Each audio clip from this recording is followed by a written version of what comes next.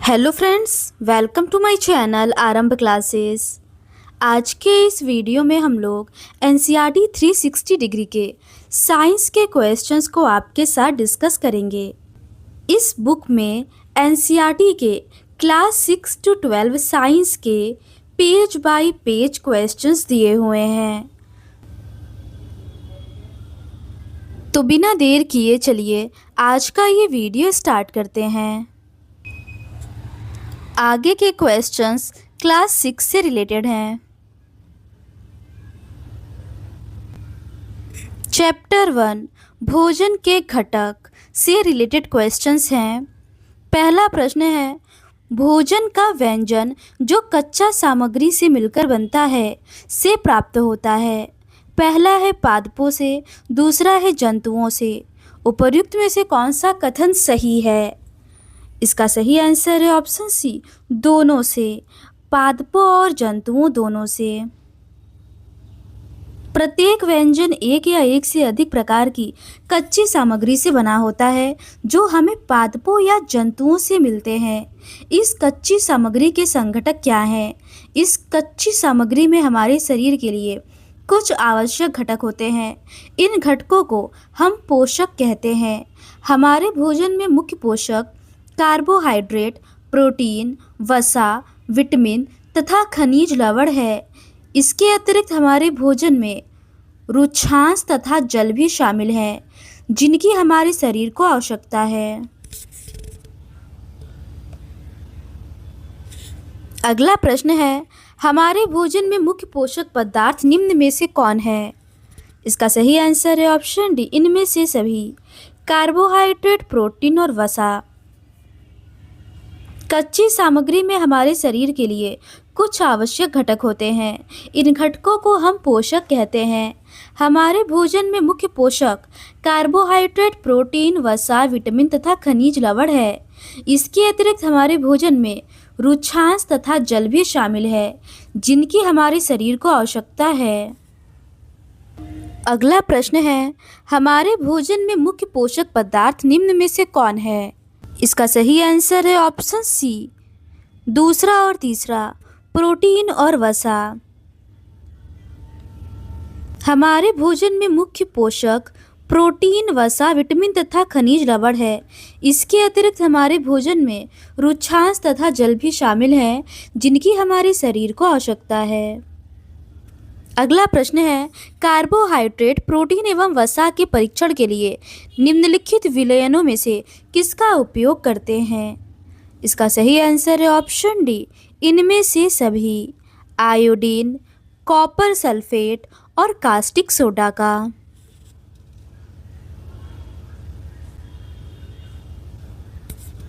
कुछ साधारण विधियों से हम यह जान सकते हैं कि कच्ची सामग्री या पके हुए भोजन में कौन सा एक या अधिक पोषक उपस्थित है। कार्बोहाइड्रेट, प्रोटीन तथा वसा के परीक्षण अन्य पोषकों के परीक्षणों की अपेक्षा सरल है। इन परीक्षणों को करने के लिए आयोडीन, कॉपर सल्फेट तथा कास्टिक सोडा विलयनों की आवश्यकता होगी। अगला प्रश्न है, भोजन में उपस्थित भोजन उपलब्धता हेतु निम्नलिखित में से सही विकल्प का चयन करें। इसका सही आंसर है ऑप्शन डी, प्रोटीन अगर ठोस के रूप में हो तो परीक्षण के पहले उसे चूर्ण या पेस्ट बनाना होता है। प्रोटीन के परीक्षण के लिए किसी खाद्य पदार्थ की थोड़ी मात्रा लीजिए। जिस खाद्य पदार्थ का परीक्षण करना है, यदि वह ठोस है तो पहले उसका पेस्ट अथवा चूर्ण बनाने की आवश्यकता होती है। खाद्य पदार्थ की थोड़ी मात्रा को पीसकर या मसलकर उसके चूर्ण को एक साफ परख नली में डाल दें और 10 बूंद जल डालकर उसे अच्छी तरह हिलाएं।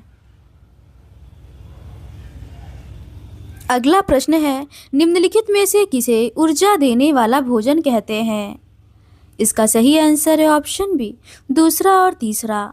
वसा युक्त भोजन और कार्बोहाइड्रेट युक्त भोजन।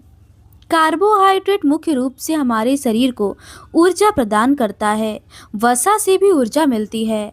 वास्तविकता यह है कि कार्बोहाइड्रेट की तुलना में वसा की समान मात्रा से हमें अधिक ऊर्जा प्राप्त होती है। वसा तथा कार्बोहाइड्रेट युक्त भोजन को ऊर्जा देने वाला भोजन भी कहते हैं। अगला प्रश्न है, समान मात्रा में कार्बोहाइड्रेट एवं वसा लेने पर ऊर्जा किसमें सर्वाधिक मिलेगी? इसका सही आंसर है ऑप्शन बी, वसा में। कार्बोहाइड्रेट मुख्य रूप से हमारे शरीर को ऊर्जा प्रदान करते हैं। वसा से भी ऊर्जा मिलती है। वास्तविकता यह है कि कार्बोहाइड्रेट की तुलना में वसा की समान मात्रा से हमें अधिक ऊर्जा प्राप्त होती है। वसा तथा कार्बोहाइड्रेट युक्त भोजन को ऊर्जा देने वाला भोजन भी कहते हैं। अगला प्रश्न है, सुमेलित करें। इसका सही आंसर है ऑप्शन डी, कार्बोहाइड्रेट का स्रोत का बाजरा आलू होगा, वसा के पादप स्रोत का गिरी होगा और वसा के जंतु स्रोत का मछली और घी होगा। अगला प्रश्न है, निम्नलिखित में से कौन सा कथन सत्य है? इसका सही आंसर है ऑप्शन डी, हमारे शरीर को सभी प्रकार के विटामिनों की अल्प मात्रा में आवश्यकता होती है। ये कथन सही है। प्रोटीन की आवश्यकता शरीर की वृद्धि तथा स्वस्थ रहने के लिए होती है। प्रोटीन युक्त भोजन को प्रायः शरीर वर्धक भोजन कहते हैं। विटामिन रोगों से हमारे शरीर की रक्षा करते हैं। विटामिन हमारी आँख, अस्थियों, दांत तथा मसूड़ों को स्वस्थ रखने में भी सहायता करते हैं। विटामिन कई प्रकार के होते हैं जिन्हें अलग अलग नामों से जाना जाता है। इनमें से कुछ को vitamin A, vitamin B, vitamin C, vitamin D, vitamin E तथा विटामिन के नाम से जाना जाता है। विटामिनों के एक समूह को विटामिन बी कॉम्प्लेक्स कहते हैं। हमारे शरीर को सभी प्रकार के विटामिनों की अल्प मात्रा में आवश्यकता होती है। अगला प्रश्न है, हमारी आँखों तथा त्वचा को कौन सा विटामिन स्वस्थ रखता है? इसका सही आंसर है option A, vitamin A. Vitamin A हमारी त्वचा तथा आँखों को स्वस्थ रखता है। विटामिन सी बहुत से रोगों से लड़ने में हमारी मदद करता है। विटामिन डी हमारी अस्थियों और दांतों के लिए कैल्शियम का उपयोग करने में हमारे शरीर की सहायता करता है।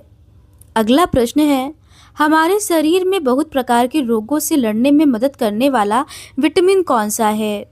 इसका सही आंसर है option C, vitamin C. Vitamin A हमारी त्वचा तथा आँखों को स्वस्थ रखता है। विटामिन सी बहुत से रोगों से लड़ने में हमारी मदद करता है। विटामिन डी हमारी अस्थियों और दांतों के लिए कैल्शियम का उपयोग करने में हमारे शरीर की सहायता करता है। अगला प्रश्न है, निम्न में से कौन सा विटामिन हमारी अस्थियों तथा दांतों के लिए कैल्शियम का उपयोग करने में हमारे शरीर को सहायता करता है?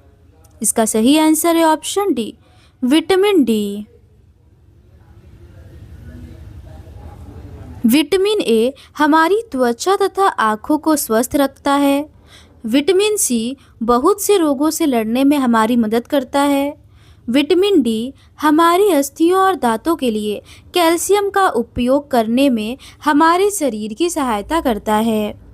अगला प्रश्न है, सुमेलित कीजिए। कॉलम ए में विटामिन और कॉलम बी में उसका स्रोत दिया हुआ है।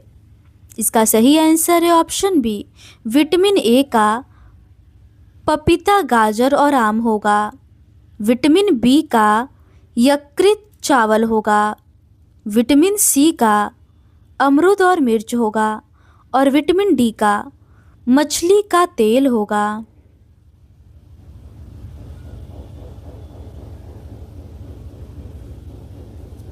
अगला प्रश्न है, आहारी रेशों यानी रुक्षांश के संदर्भ में निम्नलिखित में से कौन सा कथन सही नहीं है? इसका सही आंसर है ऑप्शन सी, रुक्षांश हमारे शरीर को कई प्रकार के पोषक पदार्थ प्रदान करते हैं। ये सही नहीं है। आहारी रेशे रुक्षांश के नाम से जाने जाते हैं। ये सही है। हमारे खाने में रुक्षांश की आपूर्ति मुख्यतः पादप उत्पादों से होती है, ये भी सही है। और रुक्षांश के मुख्य स्रोत दाल, आलू, सब्जी एवं हरी सब्जियां हैं, ये भी सही है। पोषकों के अलावा हमारे शरीर को आहारी रेशों तथा जल की भी आवश्यकता होती है। आहारी रेशे रुक्षांश के नाम से जाने जाते हैं। हमारे खाने में रुक्षांश की पूर्ति मुख्यतः पादप उत्पादों से होती है। रुक्षांश के मुख्य स्रोत साबुत खाद्यान्न, दाल, आलू, ताजे फल और सब्जियां हैं। रुक्षांश हमारे शरीर के कोई पोषक प्रदान नहीं करते हैं, फिर भी यह हमारे भोजन का आवश्यक अवयव है और इसका आयतन बढ़ा देते हैं। रुक्षांश बिना पचे भोजन को बाहर निकालने में हमारे शरीर की सहायता करता है। अगला प्रश्न है, कथनों पर विचार कीजिए। पहला है, जल भोजन में उपस्थित पोषक पदार्थ को अवशोषित करने में सहायता प्रदान करता है। दूसरा है, जल शरीर के अपशिष्ट पदार्थ के बाहर निकालने में सहायक होता है। उपर्युक्त में से सही कथन पर विचार कीजिए। इसका सही आंसर है ऑप्शन सी, पहला और दूसरा दोनों ही कथन सही है। जल भोजन में उपस्थित पोषकों को अवशोषित करने में हमारी शरीर की सहायता करता है। यह कुछ अपशिष्ट पदार्थों जैसे कि मूत्र तथा पसीने को शरीर से बाहर निकालने में सहायता करता है। सामान्यतः हमारे शरीर को जितने जल की आवश्यकता होती है वह हमें उन वस्तुओं से प्राप्त होता है जिन्हें हम द्रव के रूप में लेते हैं, जैसे कि जल, दूध तथा चाय आदि। इसके अतिरिक्त हम जो भी भोजन पकाते हैं उसमें भी पानी का प्रयोग किया जाता है। अगला प्रश्न है, निम्नलिखित में से कौन सा कथन असत्य है? इसका सही आंसर है ऑप्शन डी, इनमें से कोई नहीं। कोई भी कथन असत्य नहीं है, सभी कथन सही दिया हुआ है। सामान्यतः पूरे दिन में जो हम खाते हैं उसे आहार कहते हैं। संतुलित आहार में कार्बोहाइड्रेट, वसा एवं प्रोटीन के अलावा रुक्षांश एवं जल भी सम्मिलित होते हैं। छिलका उतार कर सब्जियों को धोने से कुछ विटामिन एवं खनिज लवण नष्ट हो सकते हैं। ये तीनों कथन सही है। सामान्यतः पूरे दिन में जो कुछ भी हम खाते हैं उसे आहार कहते हैं। हमारे शरीर की वृद्धि और अच्छे स्वास्थ्य को बनाए रखने के लिए हमारे आहार में वे सभी पोषक तत्व उचित मात्रा में होने चाहिए जिनकी हमारे शरीर को आवश्यकता है। कोई भी पोषक तत्व न आवश्यकता से अधिक हो और न ही कम। हमारे आहार में पर्याप्त मात्रा में रुक्षांश तथा जल भी होना चाहिए। इस प्रकार के आहार को संतुलित आहार कहा जाता है।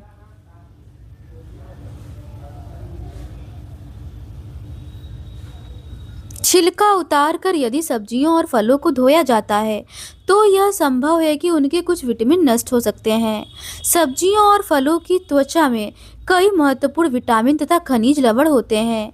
चावल तथा दालों को बार बार धोने से उनमें उपस्थित विटामिन और कुछ खनिज लवण अलग हो सकते हैं।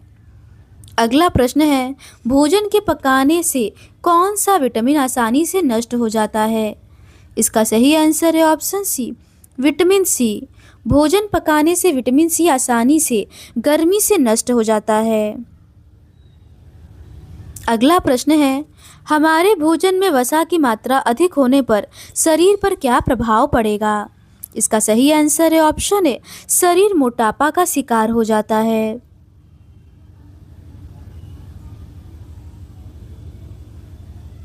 अधिक वसा युक्त भोजन खाना हमारे लिए बहुत हानिकारक हो सकता है। हमारे भोजन में वसा की मात्रा अत्यधिक मोटापे का कारण बनती है। अगला प्रश्न है, निम्नलिखित में से प्रोटीन की कमी से कौन कौन से रोग हो जाते हैं? पहला है वृद्धि का अवरुद्ध होना, दूसरा है चेहरे पर सूजन और तीसरा है त्वचा की बीमारी एवं पेचिश संबंधी बीमारी। इसका सही आंसर है ऑप्शन ए, तीनों कथन सही है। यदि कोई व्यक्ति अपने भोजन में पर्याप्त प्रोटीन नहीं ले रहा है तो उसे कुछ रोग हो सकते हैं, जैसे वृद्धि का अवरुद्ध होना, चेहरे पर सूजन, बालों के रंग का उड़ना और त्वचा की बीमारियां और पेचिश आदि। अगला प्रश्न है, निम्न में से अरक्तता किसकी कमी से होती है? इसका सही आंसर है ऑप्शन बी, लोहे की कमी से। विटामिन ए की कमी से क्षीणता, दृष्टिहीनता होती है। इसके लक्षण होते हैं कमजोर दृष्टि, अंधेरे या रात में कम दिखाई देना, कभी कभी पूरी तरह से दिखाई देना बंद हो जाना। विटामिन बी 1, इसकी कमी से बेरी बेरी रोग होता है। ये दुर्बल पेशियों और काम करने की ऊर्जा में कमी इसके लक्षण हैं। विटामिन सी की कमी से स्कर्वी रोग होता है। इसके लक्षण हैं मसूड़ों से खून निकलना, घाव भरने में अधिक समय का लगना। अगला है विटामिन डी, इसकी कमी से रिकेट्स रोग होता है।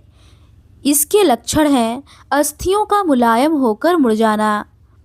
कैल्शियम की कमी से अस्थियां और दंत क्षय रोग होते हैं। इसके लक्षण हैं कमजोर अस्थियां और दंत क्षय।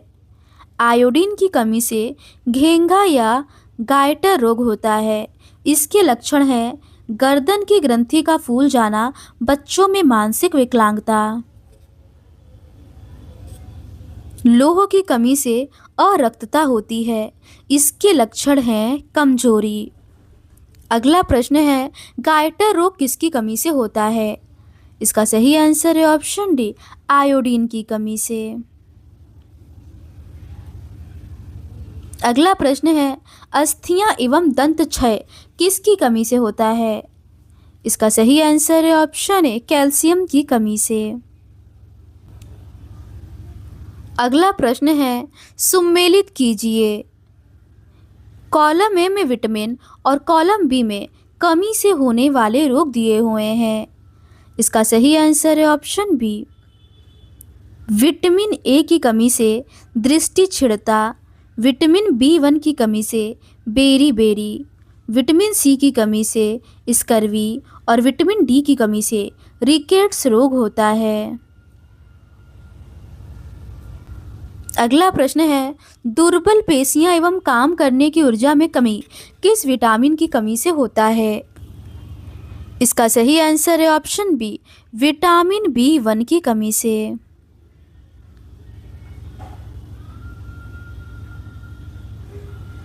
तो आज के इस वीडियो में बस इतना ही। इस सीरीज़ के नेक्स्ट पार्ट में हम लोग चैप्टर 2 वस्तुओं के समूह बनाना से रिलेटेड क्वेश्चंस का डिस्कशन आपके साथ करेंगे। अगर आपको ये सीरीज़ पसंद आती है तो please do subscribe to my channel and like this video. Thank you.